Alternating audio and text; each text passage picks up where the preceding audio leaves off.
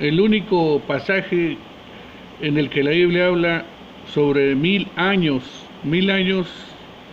que reinará Cristo es en el Apocalipsis capítulo 20.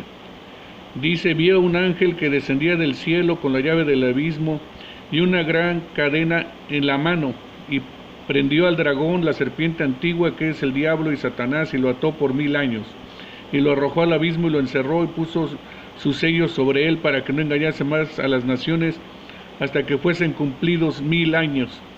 Y después de esto debe ser desatado por un poco de tiempo. Y vi tronos y se sentaron sobre ellos los que recibieron facultad de juzgar, y vi las almas de los decapitados por causa del testimonio de Jesús y por la palabra de Dios, lo que no habían adorado a la bestia ni a su imagen, y que no recibieron la marca en sus frentes ni en sus manos, y vivieron y reinaron con Cristo 1000 años. Pero los otros muertos no volvieron a vivir hasta que se cumplieron 1000 años. Esta es la primera resurrección. Bienaventurado y santo el que tiene parte en la primera resurrección. La segunda muerte no tiene potestad sobre esto, sino que serán sacerdotes y de Cristo, y reinarán con él 1000 años.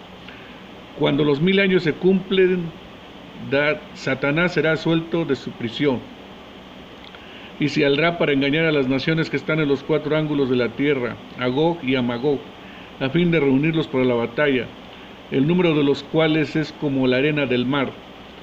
Y subieron sobre la anchura de la tierra, y rodearon el campamento de los santos y la ciudad amada, y de Dios descendió fuego del cielo y los consumió. Y el diablo que los engañaba fue lanzado en el lago de fuego y azufre, donde andaba la bestia y el falso profeta, y serán atormentados día y noche por los siglos de los siglos. Y vi un gran trono blanco en el que estaba sentado en él, de delante del cual se huyeron de la tierra. Este es el pasaje único donde se habla acerca de un milenio. Entonces, acerca de estos 1000 años hay 4 interpretaciones. De esas 4 interpretaciones yo voy a hablar. La primera es todas se refieren al momento en que regresa Cristo. Si la interpretación es antes de que regrese Cristo, o sea, antes del milenio, mejor dicho, la interpretación siempre es antes del milenio. No, si la interpretación es siempre antes del milenio, se llama premileniarista. Y si es después del milenio, se llama postmilenialista. Y si no es ninguna de las dos cosas, se llama amileniarista, o sea, sin milenio, o sea, que no cree en el milenio como algo que será aquí en la tierra, sino que será algo espiritual, que está en la Biblia, pero solamente ese pasaje es espiritual, no es al pie de la letra. En ese sentido serán las 4 interpretaciones: premilenarista, amileniarista, preterista y postmileniarista. Todas se refieren al milenio. Son 4 interpretaciones de las cuales ninguno se pone de acuerdo cuál de las por eso cuánto mejor sería si pudiéramos concluir con una interpretación clara de Apocalipsis del 20, del 1 al 10. Pero, por ejemplo, en la interpretación premileniarista, la enseñanza central de este punto de vista es que Cristo regresará a la tierra antes del comienzo de los 1000 años, y que los creyentes que han muerto hasta ese momento resucitarán y reinarán con Cristo en la tierra por 1000 años. Pero no lo dice Apocalipsis 20, no dice eso. No acabamos de leer Apocalipsis 20 y vemos que no dice que va a reinar Cristo 1000 años aquí en la tierra. El gol Por eso ese es un golpe mortal de esta interpretación. Es que en Apocalipsis 20 no se hace mención alguna ni se da indicación de que Jesús volverá a la tierra durante el milenio. Es bien claro que aquellos que Juan ve sentados sobre sus tronos reinando y viviendo con Jesús por 1000 años eran los creyentes en el cielo, ya que el apóstol declara en el versículo 4 que él vio las almas de los mártires y confesantes, o sea, están las almas sin los cuerpos. Todos los detalles de los versículos 4 al 6 señalan hacia lo que estaba ocurriendo en el cielo durante los 1000 años. Como vemos, más adelante hay otras interpretaciones que pueden darse a las palabras la primera resurrección. ¿Qué significa la primera resurrección? En vez de considerar que se refiere a una unión del alma con los cuerpos de los santos en el cielo, esto no puede ser el significado de las palabras. Muchos creen que la primera resurrección es que efectivamente resucitan las personas. Además es evidente que el hecho inescapable que cuando el apóstol habla de los que tienen parte en la primera resurrección, él dice, vi las almas sentadas sobre sus tronos. Lo está hablando de una manera espiritual.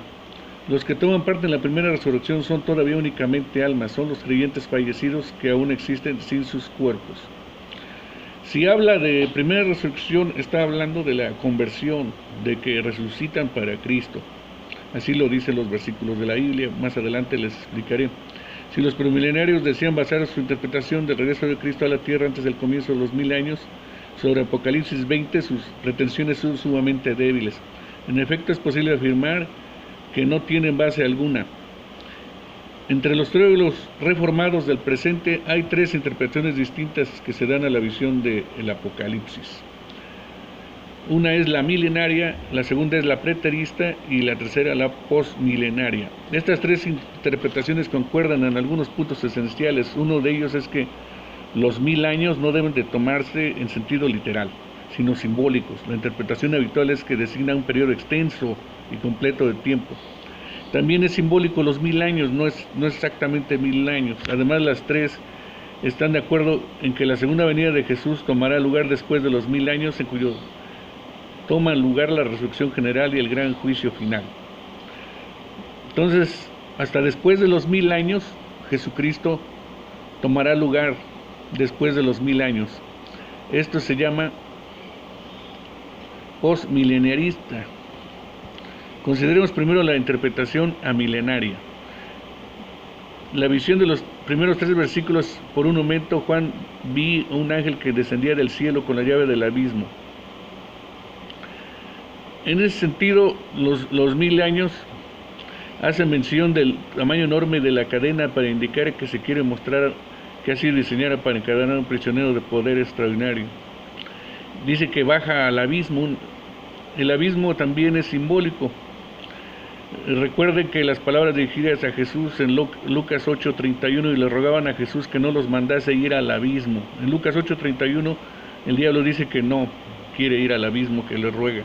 Entonces el ángel prendió a Satanás, lo ató por 1000 años, lo arrojó al abismo y lo encerró, poniendo su sello sobre las puertas. La interpretación milenaria de lo que le ocurre al diablo al ser atado y echado al abismo encuentra su origen en las enseñanzas de San Agustín. Número 1. En las Escrituras solamente se encuentra un caso en que Satanás es atado. Esta atadura toma lugar en la primera venida de Cristo. En segundo lugar, en Mateo 12:29 Jesús dice que Él puede echar fuera demonios porque ha atado al diablo.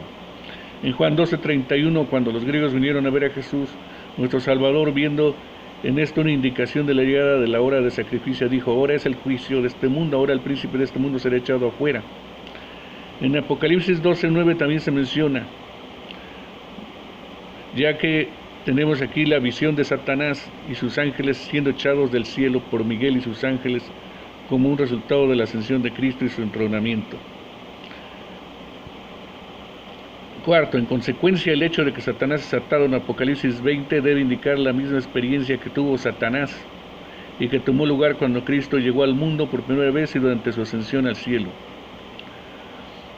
Satanás haya sido atado no significa que es completamente impotente durante ese tiempo, está atado únicamente hasta donde alcanza la cadena, pero si uno se mete al diámetro de la cadena, pues permanece tan poderoso y mortífero como antes, por eso no hay que acercársele. Los versículos 4 y 6, la visión se entiende que si describiesen la condición de los creyentes victoriosos en el cielo durante los 1000 años, es decir, durante la descensión de Cristo hasta su regreso en gloria. Las razones para ubicar esta escena en el cielo son muy concluyentes. Primero, Apocalipsis 4:4 claramente muestra que el trono de Cristo y los tronos de su pueblo están en el cielo. Segundo, Juan afirma que él solo vio las almas sobre los tronos, lo que excluye el pensamiento de que estos fuesen posiblemente tronos sobre la tierra.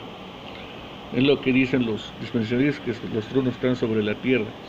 En el griego es claro que los que reinan con Cristo pertenecen a dos clases. Por un lado, los que habían sido degollados, es decir, los mártires, y por otro lado, los que no habían adorado a la bestia ni a su imagen. Todos los santos en el cielo son presentados con la facultad de juzgar. La idea aquí es que en estos momentos tienen derecho a emitir veredictos sobre otros. En 1 Corintios 6:2-3, Pablo pregunta: ¿o no sabéis que los santos han de juzgar el mundo? ¿O no sabéis que hemos de juzgar a los santos? En Apocalipsis 2:26, Jesús promete: al que venciere y guardare mis obras hasta el fin, yo le daré autoridad sobre las naciones. Y también en Apocalipsis 3:21, nuestro Señor dice: al que venciere le daré que se siente conmigo en mi trono. También se dice esto de aquellos que vivieron y reinaron con Cristo. La idea de vivir en este pasaje es que ahora sus almas han entrado en plena posesión de la gloria eterna, reinan ejerciendo control. Los que juzgan, viven y reinan con Cristo son presentados como si tuviesen parte en la primera resurrección. San Agustín interpretó esto como si significase que ellos habían sido ya regenerados en la tierra. Es la conversión. Colosenses 3:1 habla de los creyentes sobre la tierra como habiendo sido resucitados. Si pues habéis resucitados con Cristo, busquéis las cosas de arriba. Aquí está diciendo Colosenses 3:1 que han resucitado con Cristo. Pero ¿cómo han resucitado? Está hablando simbólicamente, no que ya que estaban muertos y resucitaron, sino que han sido regenerados, que han sido ya convertidos a la fe. Esa es la primera resurrección. Estaban muertos en sus delitos y pecados y pasaron a ser resucitados por Cristo. Es simbólico, es espiritual. En nuestros tiempos, sin embargo, la mayoría acepta la primera resurrección como el ascenso de las almas de los creyentes desde la tierra al cielo, donde el alma es hecha perfectamente santa y comparte en la gloria de Dios. En el versículo 5 leemos: pero los otros muertos no volvieron a vivir hasta que se cumplieron los 1000 años. Esto significa que aquellos que mueren sin Cristo no tienen parte en la vida eterna. Ellos mueren sus delitos y pecados y no tienen parte en la vida eterna.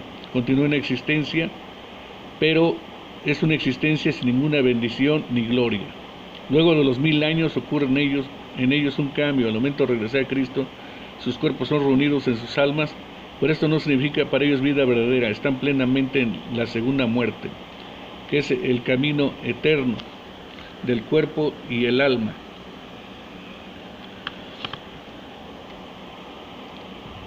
Para el creyente hay dos resurrecciones: la elevación de su alma a la gloria en el cielo en el momento de la muerte física, y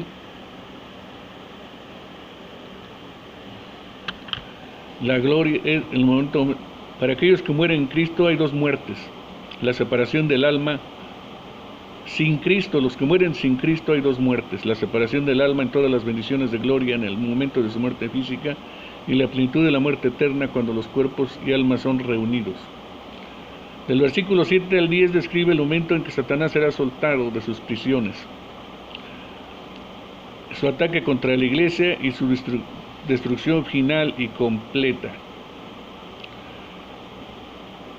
En el poco tiempo que le queda a Satanás, reúne a las naciones que están en los 4 ángulos de la tierra, lo cual significa naciones remotas. No significa ni distante, sino simplemente el mundo entero. Gog, de la tierra de Magog, es presentado como si fuera el líder de este vasto ejército.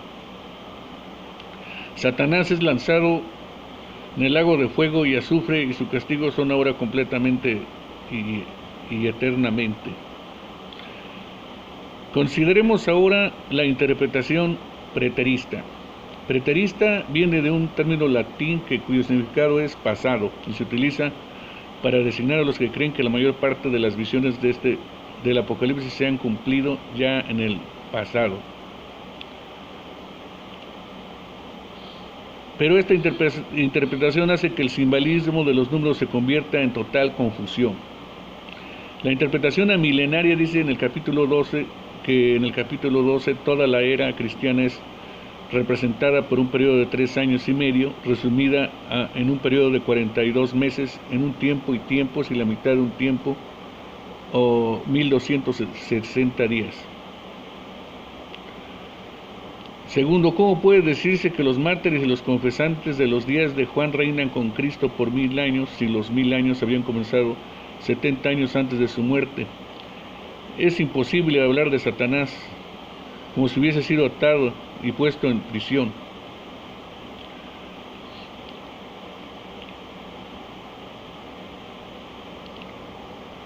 El reinado de Cristo no es aplicable a todos los creyentes, sino solamente al pequeño y limitado número de cristianos que habían sido muertos por la bestia o que permanecieron fieles bajo su persecución. En consecuencia, los preteristas mantienen que la atadura a Satanás no tomó lugar hasta que el cristianismo triunfó sobre el paganismo romano, que para ellos es la bestia, o con la conversión de Constantino el Grande, o con Carlos Magno. Los preteristas interpretan la atadura a Satanás como si significase que el diablo no tiene los poderes necesarios para restaurar en el tiempo presente el poder pagano. Algunos de los preteristas dan una interpretación poco común a la primera resurrección. Para ellos la primera resurrección simboliza el regreso a la vida y el triunfo sobre la tierra, a la fe mantenida por los creyentes muertos y perseguidos por el poder del pagano imperio romano. La segunda resurrección se dice ser la vuelta a la vida del poder del paganismo durante un poco de tiempo que Satanás es quitado del abismo y soltado en la tierra.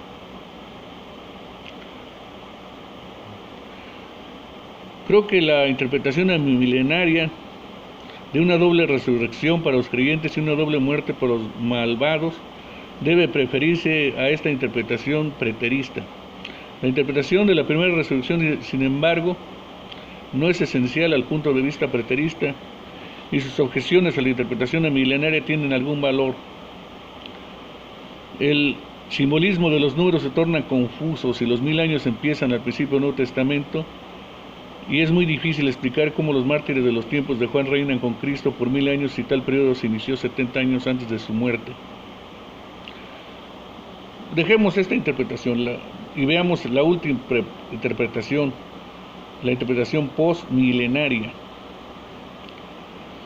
Literalmente esto significa que Cristo regresará después de los 1000 años, y en ese sentido no difiere de la interpretación amilenaria o preterista. En el sentido literal, las enseñanzas más básicas de los posmilenarios son las siguientes. Número 1, la atadura de Satanás. La atadura de Satanás es al ser echado en el abismo y el comienzo de los 1000 años no han ocurrido aún. Estos sucesos están todavía en el futuro. Los 1000 años son simbólicos y se refieren únicamente a un periodo de tiempo extenso y completo. En esto sí coinciden, en el anterior no. Los 1000 años o el milenio será resultado de la predicación del Evangelio acompañado por la bendición de la obra redentora por parte del Espíritu Santo. El milenio no introducirá una condición de perfección sin pecado, sino una de la cual la fe cristiana promoverá en la vida política y cultural de la humanidad. El juicio, número 5, al vivir y reinar con Cristo, de los versículos 4 se refieren a la condición de los creyentes muertos en el cielo. El sexto, antes del regreso de Cristo, Satanás es soltado. El séptimo, el fuego desciende de Dios y consume a Satanás y a sus ejércitos. Es el regreso de Cristo para la resurrección universal y el gran día del juicio. Los postmilenarios creen, en primer lugar, que la atadura de Satanás que se menciona en los evangelios tiene que ver con el poder de Cristo de echar fuera demonios y no con el poder de Satanás entre las naciones. Segundo, el Apocalipsis 12, que habla de Satanás echado fuera del cielo a la tierra en el momento de la ascensión de Cristo, es una visión totalmente distinta a la que nos presenta Satanás como siendo atado y echado en el abismo. En Apocalipsis 12:12 leemos: ay de los moradores de la tierra. Al ser Satanás arrojado en el abismo, es un suceso que no se menciona en la historia de la Iglesia. Cuarto, aún en nuestro tiempo, cuando algunos países son más o menos cristianos, es imposible decir que los poderes de Satanás de engañar a las naciones han sido atados. Hay más seguidores de religiones falsas, budistas, hindúes. En algunas naciones, aún los más grandes del mundo, el cristianismo es perseguido, en Rusia y en la China. Por esto, suponer que Satanás ha sido puesto en la prisión en el abismo en el momento de la ascensión de Cristo, o en el momento de la conversión de Constantino, o en el momento de la victoria de Carlos Magno, indica una prisión que es vergonzosamente incapaz e incompleta y hasta ridícula. Debo decir honestamente que cuando inicié a leer, me inclinaba yo por el amileniarismo, pero ahora me inclino por el postmilenialismo,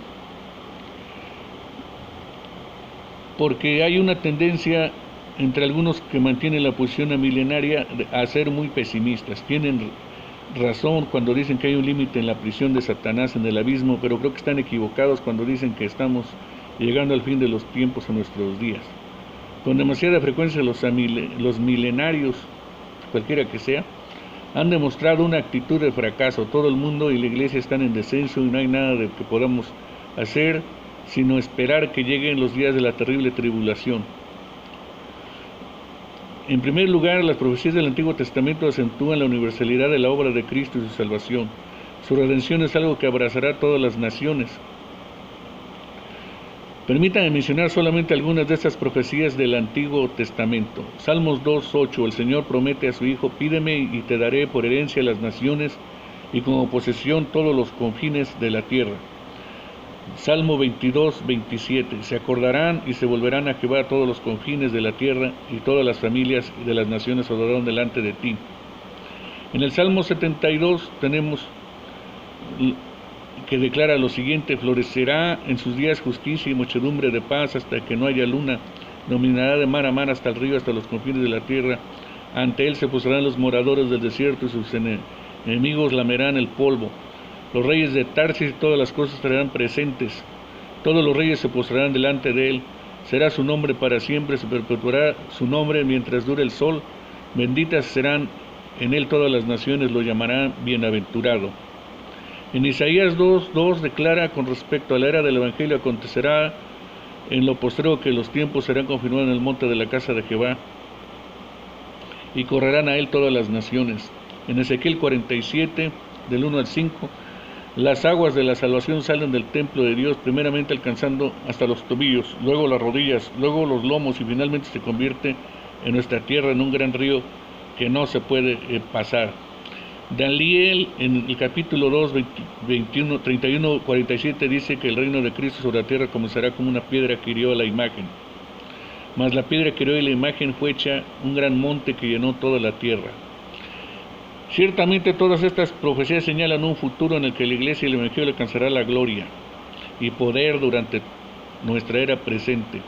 La reunión de todas las naciones ante Jesús ciertamente es algo que indica también en textos del Nuevo Testamento. Primera de Juan 4:14, el Padre ha enviado al Hijo, el Salvador del mundo.